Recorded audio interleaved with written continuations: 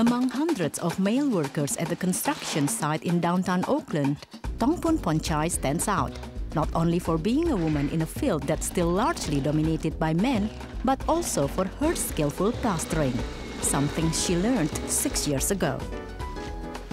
The first 6 months to 1 year of working as a plasterer, it was so stressful physically and mentally.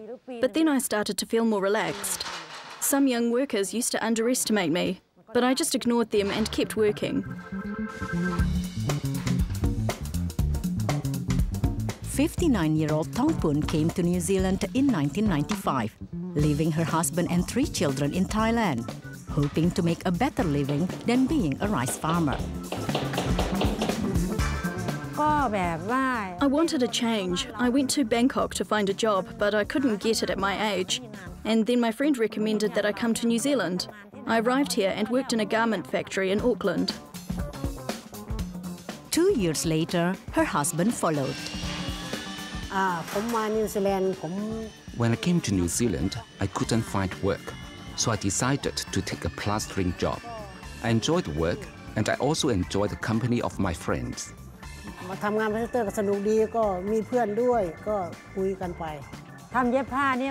When I worked for a New Zealand garment factory, the changes in the industry meant we had less work than before, so I joined my husband in plastering.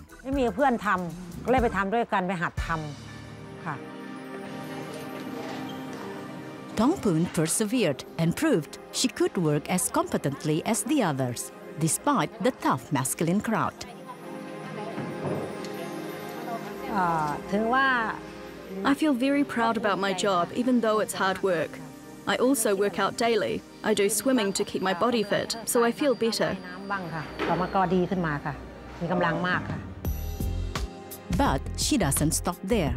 After more than 50 years of not having a driver's license, Tongpun is now able to get around on her own. It's good because we can work in 2 different locations. The harder I work, the more money I get for my children's education in Thailand. Plastering is better than working in the garment factory. But in the last 4 years, Tongpun's health has been declining.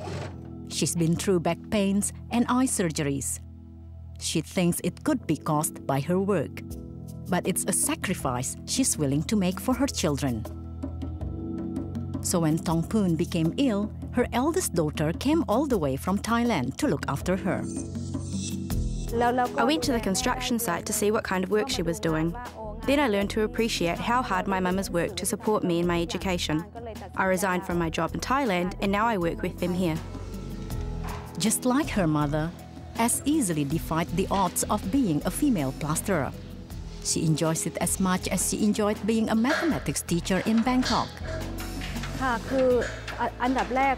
First, I have to come to the site, calculate how much material I need to use and supply for this job. I calculate how long and how much time I need to finish it. Then we start working. I have to know how much money I will get from 100 metres of plastering. It's about 3,000 New Zealand dollars. If it takes 3 days to finish the job, it's worthwhile. Otherwise, it's not so worth it. So I still use mathematics in this job. I'm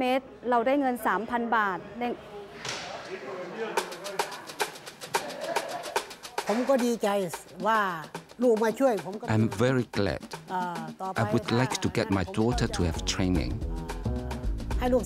And then I would like to set up a company so I can get more plastering jobs.